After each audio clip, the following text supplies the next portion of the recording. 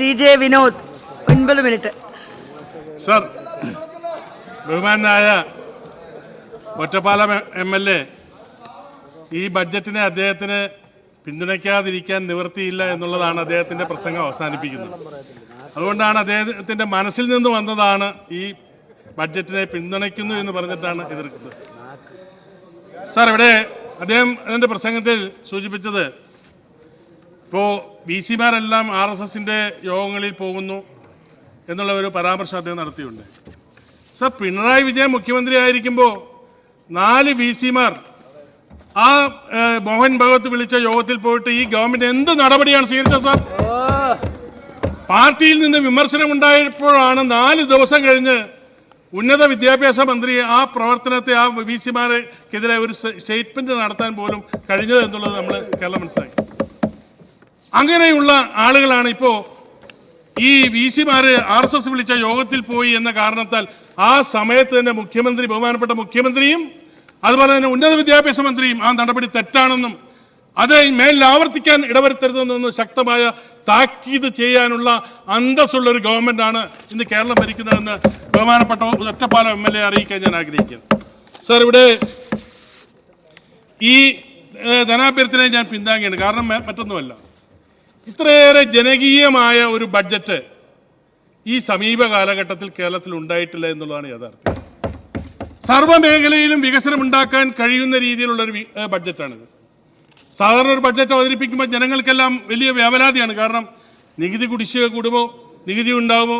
കഴിഞ്ഞ പ്രാവശ്യമൊക്കെ അങ്ങനെയാണ്. നമ്മുടെ പൂട്ടിക്കിടക്കുന്ന വീടിന് പോലും നികുതി ഏർപ്പെടുത്താൻ തീരുമാനിച്ചൊരു സംവിധാനമായിരുന്നു നമ്മുടെ സംവിധാനം. പക്ഷെ 1 രൂപ പോലും പുതിയ നികുതി നിർദ്ദേശങ്ങൾ നടപ്പാക്കാതെ ഒരുപാട് വികസന പദ്ധതികൾക്ക് നേതൃത്വം കൊടുക്കാൻ കഴിഞ്ഞിട്ടുള്ള ഒരു ബഡ്ജറ്റാണ് ബഹുമാനപ്പെട്ട മുഖ്യമന്ത്രി, ധനകാര്യമന്ത്രിയായിട്ടുള്ള ഈ ബഡ്ജറ്റ് അവതരിപ്പിച്ചുകൊണ്ട് അദ്ദേഹം നടത്തിയിട്ടുള്ളത്.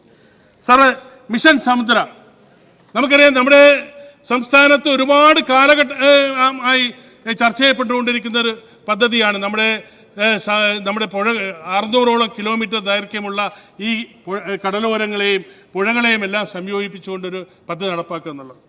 അതുപോലെ തന്നെ ഏവിയേഷൻ ഹബ്ബ്, നമ്മുടെ എയർപോർട്ടുകളെല്ലാം സംയോജിപ്പിച്ചുകൊണ്ട് അതിന് അനുസൃതമായി നമ്മുടെ ചെറുപ്പക്കാർക്ക് ജോലി കിട്ടാൻ കഴിയുന്ന രീതിയിലുള്ള ഒരു ഏവിയേഷൻ ഹബ്ബ് രൂപീകരിക്കാൻ ഉള്ള തീരുമാനം. അതുപോലെ തന്നെ ഗ്ലോബൽ ജോബ് വാച്ച് ടവർ, നമ്മുടെ ചെറുപ്പക്കാർ അല്ലെങ്കിൽ നമ്മുടെ കുഞ്ഞുങ്ങൾ നമ്മുടെ നാട്ടിൽ തന്നെ പഠിച്ച് ഇവിടെ തന്നെ ജോലി കിട്ടണമെന്ന് ആഗ്രഹിക്കുന്നവരാണ് മാതാപിതാക്കൾ. അതിന് വേണ്ടി മുണ്ട് മുറുക്കി കൊടുത്തിട്ടാണെങ്കിലും ഏറ്റവും നല്ല വിദ്യാഭ്യാസ സ്ഥാപനത്തിൽ പറഞ്ഞു വിട്ട് പഠിപ്പിക്കണമെന്ന് ആഗ്രഹിക്കുന്നവരാണ് മാതാപിതാക്കന്മാർ. അങ്ങനെയുള്ള മാതാപിതാക്കന്മാരെ സംബന്ധിച്ചിടത്തോളം അവർക്ക് പ്രതീക്ഷ കൊടുക്കുന്ന ഒരു ബഡ്ജറ്റാണ് ശ്രീ VD സതീശൻ, ബഹുമാനായ ധനകാര്യ വകുപ്പ് മന്ത്രി അവതരിപ്പിച്ചത്. അതുകൊണ്ട് ഈ ബഡ്ജറ്റിൻ്റെ എല്ലാ പ്രവർത്തനങ്ങളെയും ഞാൻ സർവാത്മന പിന്തുണയ്ക്കാൻ ആഗ്രഹിക്കുകയാണ്. സാർ, ഇവിടെ ബഹുമാനപ്പെട്ട ഒറ്റപ്പാലം MLA സംസാരിച്ച് പറഞ്ഞു, ഈ ഗവൺമെൻറ് വന്ന ശേഷം പൊതുകടം കഴിഞ്ഞ 10 വർഷക്കാലമായി പിടിച്ചു നിർത്തിയെന്നാണ് അദ്ദേഹം. സാർ, കേരളം രൂപീകൃതമായ നാൾ മുതൽ 2015-16 ഒന്നാം പിണറായി സർക്കാർ അധികാരത്തിൽ വരുമ്പോൾ കേരളം രൂപീകൃതമായ നാൾ മുതൽ നമ്മുടെ കടം എത്ര? 1,62,272 കോടി രൂപ. 1,62,272 കോടി രൂപ. സാർ, 10 വർഷം കൊണ്ട് ഈ ഗവൺമെന്റ് അധികാരത്തിൽ നിന്ന് പോകുമ്പോൾ ഉള്ള കടം എത്ര?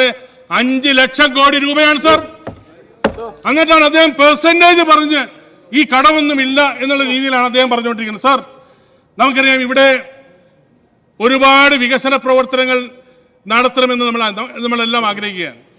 ഒരുപാട് വികസന പ്രവർത്തനങ്ങൾ നടത്തണമെന്ന് ആഗ്രഹിക്കുകയാണ്. നമുക്കറിയാം, ഇടതുപക്ഷ ജനാധിപത്യ മുന്നണി ഗവൺമെന്റ് കാലഘട്ടത്തിലാണ് നവകേരള സദസ്സ് നടന്നത്. പാവപ്പെട്ട ആളുകൾ ആ സദസ്സിൽ വന്നു, പരാതി കൊടുത്തു. ആ പ്രദേശത്തെ ദുഃഖങ്ങളും ദുരിതങ്ങളും എല്ലാം പരിഹരിക്കുമെന്ന് പ്രതീക്ഷ കൊടുത്ത്. സാർ, എന്തെങ്കിലും നടപടി ആ നവകേരള സദസ്സിലൂടെ കേരളത്തിലെ ജനങ്ങൾക്ക് ചെയ്യാൻ കഴിഞ്ഞു? 7 കോടി കൊടുത്ത് കടലാസിൽ കിടക്കുക. സാർ, കടലാസിൽ കിടക്കുക. സാർ, ഇവിടെ ശ്രീ ഉമ്മൻചാണ്ടി എന്ന് പറയുന്ന മനുഷ്യൻ മുഖ്യമന്ത്രിയായി. ആ മുഖ്യമന്ത്രിയായ സന്ദർഭത്തിൽ അദ്ദേഹം കേരളം മുഴുവൻ ജനസമ്പർക്ക പരിപാടി നടത്തി. ജനങ്ങളോട് പരാതി നേരിട്ട് വാങ്ങിച്ചു. ഇവിടെ ഒരാൾക്കെങ്കിലും മുഖ്യമന്ത്രിയുടെ കയ്യിൽ നേരിട്ട് പരാതി കൊടുക്കാൻ കഴിഞ്ഞു? ആ വശത്തേക്ക് എടുക്കാൻ കഴിഞ്ഞു. എന്തിനു വേണം? നമ്മുടെ ധനകാര്യമന്ത്രി, അന്നത്തെ ധനകാര്യമന്ത്രിയുടെ കയ്യിൽ പോലും കൊടുക്കാൻ കഴിഞ്ഞു. അവിടെ കൗണ്ടറിൽ കൊടുത്ത് റെസീറ്റ് വാങ്ങാൻ പറഞ്ഞ് നമ്മളെല്ലാം അവിടെയുള്ള ആളുകളെല്ലാം പറഞ്ഞു പറ്റിച്ചു. ഒരു നടപടി സ്വീകരിച്ചു. സാർ, ഉമ്മൻചാണ്ടി മുഖ്യമന്ത്രിയായിരുന്നപ്പോൾ ജനസമ്പർക്ക പരിപാടി നടത്തി. അദ്ദേഹം ജനങ്ങളുടെ പരാതി സ്വീകരിച്ചു. പാവപ്പെട്ട മാതാപിതാക്കന്മാർ, വയോവൃദ്ധർ പറഞ്ഞു, ഞങ്ങൾക്ക് ഒരു നേരത്തെ ചായ കുടിക്കാൻ, ഒരു ബീഡി വലിക്കാൻ പണമില്ലാത്തത് കൊണ്ട് ഞങ്ങൾക്ക് സാമൂഹ്യ പെൻഷൻ കിട്ടണമെന്ന് പറഞ്ഞു. അദ്ദേഹം ആ ജനസമ്പർക്ക പരിപാടിക്ക് ശേഷം തിരുവനന്തപുരത്ത് വന്ന സ്പെഷ്യൽ ക്യാബിനറ്റ് കൂടി. ആ ക്യാബിനറ്റ് എടുത്ത തീരുമാനം എന്താ സാർ? നമ്മുടെ സംസ്ഥാനത്ത് അന്ന് വരെ സാമൂഹ്യ പെൻഷൻ കിട്ടിയിരുന്നത് 25,000 രൂപയ്ക്ക് താഴെ വരുമാനമുള്ളവർക്ക് മാത്രമായിരുന്നു, അല്ലേ? 25,000 രൂപയ്ക്ക് താഴെ വരുമാനമുള്ളവർക്ക് മാത്രമായിരുന്നു. അത് 1,00,000 രൂപയായി വർദ്ധിപ്പിച്ചു. അങ്ങനെയാണ് ഇന്ന് സാമൂഹ്യ പെൻഷൻ സാമ്പത്തികമായി നമ്മുടെ നാട്ടിൽ എല്ലാവർക്കും ലഭ്യമാക്കാൻ ഇടവരുത്തിയത്. സർ, ഇന്ന് 62 ലക്ഷം പേർ വാങ്ങിക്കുന്നുണ്ട്. ആ 62 ലക്ഷം പേർക്ക് നമ്മുടെ പെൻഷൻ കൊടുക്കുന്നതുമായി തുകയെ സംബന്ധിച്ചുള്ള തർക്കമാണ്. കഴിഞ്ഞ 5 വർഷം മുമ്പ് പിണറായി വിജയൻ ഗവൺമെന്റ് പ്രകടനത്തെ പറഞ്ഞു, ഞങ്ങൾ അധികാരത്തിൽ വന്നാൽ 2,500 രൂപ സാമൂഹ്യ പെൻഷൻ തരുമെന്ന് പറഞ്ഞു. കൊടുത്തോ സാർ? കൊടുത്തോ? ആ ഗവൺമെന്റ് കാലാവധി തീരാൻ 3 മാസം 4 മാസം ഉള്ളപ്പോഴാണ് 400 രൂപ വർദ്ധിപ്പിച്ച് 2,000 രൂപയാക്കി മാറ്റി. ഈ പി ഡി സതീശന്റെ നേതൃത്വത്തിലുള്ള ഗവൺമെന്റ് ഇച്ഛാശക്തിയോട് പറയുന്നു, ഞങ്ങൾ 3,000 രൂപ സാമൂഹ്യ പെൻഷനാക്കും എന്ന് പറയാൻ ഈ ബഡ്ജറ്റിലൂടെ കഴിയും എന്നാണ് ഞങ്ങൾ പ്രതീക്ഷിക്കുന്നത്. സാർ, അതോടൊപ്പം തന്നെ ഇന്ദിരാ ഗ്യാരണ്ടി നടപ്പാക്കിയില്ലേ? നിങ്ങളൊന്ന് വെയിറ്റ് ചെയ്യും. ഞങ്ങൾ 1.25 മാസമല്ലേ ഉള്ളൂ. ഞങ്ങളൊന്ന് ഭരിക്കട്ടെ. നിങ്ങൾ ഞങ്ങളെ ഭരിക്കാൻ അനുവദിക്കില്ലല്ലോ. കാരണം നീറ്റ് പരീക്ഷ ചോർത്തിയവരും അതുപോലെ തന്നെ PSC പരീക്ഷ ചോർത്തിയവരും സംയുക്തമായി കൈകോർത്ത് പിടിച്ചുകൊണ്ട് ഞങ്ങൾക്കെതിരെ സമരം ചെയ്യാനും ഞങ്ങളുടെ പ്രവർത്തനത്തെ തടസ്സപ്പെടുത്താനാണ് നിങ്ങൾ ശ്രമിക്കുന്നത്. ഇവിടെ ബഹുമാനായ ആരോഗ്യവകുപ്പ് മന്ത്രി പറഞ്ഞല്ലോ, ഇന്ന് കഴിഞ്ഞ ദിവസം ഒരു ഹണിമൂണിന് 6 മാസത്തെ സമയമെങ്കിലും കൊടുക്കണ്ടേ? ഒരു 6 മാസത്തെ സമയമെങ്കിലും കൊടുക്കണ്ടേ? ഇത് അതുപോലും കൊടുക്കാൻ നിങ്ങൾ സമ്മതിക്കില്ല എന്നുള്ള നിലപാടാണ് നിങ്ങൾ സ്വീകരിച്ചിരിക്കുന്നത്. സാർ, ഞാൻ എൻ്റെ കാര്യങ്ങളൊക്കെ ഇവിടെ പൊതുഗതാഗതവുമായി ബന്ധപ്പെട്ട് ഗതാഗത വകുപ്പ് ഒരുപാട് പദ്ധതികൾ ആവിഷ്കരിക്കുകയാണ്. സാർ, നമുക്കറിയാം 1,578 കോടി രൂപയുടെ പദ്ധതിയാണ് ഗതാഗത വകുപ്പുമായി ബന്ധപ്പെട്ട് ഈ സാമ്പത്തിക പ്രതിസന്ധിക്കിടയിലും നമ്മുടെ റോഡുകൾ, പാലങ്ങൾ, അതുപോലെ ഗതാഗതം മെച്ചപ്പെടുത്തൽ, ഉൾനാടൻ ജലഗതാഗതം ഉൾപ്പെടെ നമ്മുടെ സംസ്ഥാനത്തിന്റെ ഗതാഗത വകുപ്പുമായി ബന്ധപ്പെട്ട 1,578 കോടി രൂപയുടെ പ്രവർത്തനമാണ് നടക്കുന്നത്. ഇന്നലെ നമ്മൾ ഊരാലെങ്കിലുമായി ബന്ധപ്പെട്ട് സംസാരിച്ചു.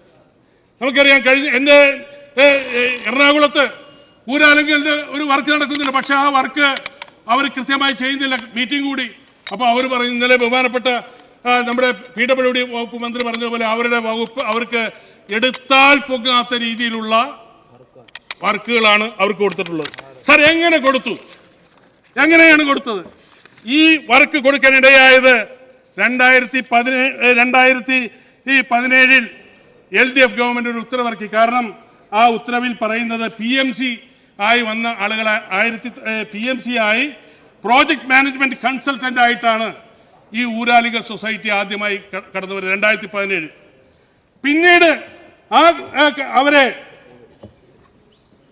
PMC എന്നത് മാറ്റി അവരെ വർക്ക് എടുക്കാനുള്ള കരാർ കൊടുക്കാനുള്ള ഉത്തരവും 2017 2 മാസത്തിന് ശേഷം കൊടുക്കുകയാണ്. ഈ 2 ഉത്തരവുകളുടെ അടിസ്ഥാനത്തിലാണ് ഇന്ന് കോപ്പറേറ്റീവ് രംഗത്ത് ഒരു രീതിയിലും കഴിയാത്ത രീതിയിലുള്ള പ്രവർത്തനങ്ങളുമായി ഈ ഊരാലികൾ സൊസൈറ്റി പോവുകയാണ്. അതിനെ സംബന്ധിച്ച് ഗൗരവമായി ഗവൺമെന്റ് ആലോചിക്കണം. നമുക്കറിയാം, നമ്മുടെ സംസ്ഥാനത്തിന്റെ സാമ്പത്തികം കൊള്ളയടിക്കുന്ന രീതിയിലേക്ക് ഒരു സംഘത്തെ കൊണ്ടുപോകാൻ നമുക്ക് അനുവദിച്ചു കൊടുക്കാൻ കഴിയില്ല എന്നുള്ളതാണ് സൂചിപ്പിക്കാനുള്ളത്. സാർ, ഒരു കാര്യം കൂടി പറഞ്ഞ് എന്റെ പ്രസംഗം അവസാനിപ്പിക്കാം.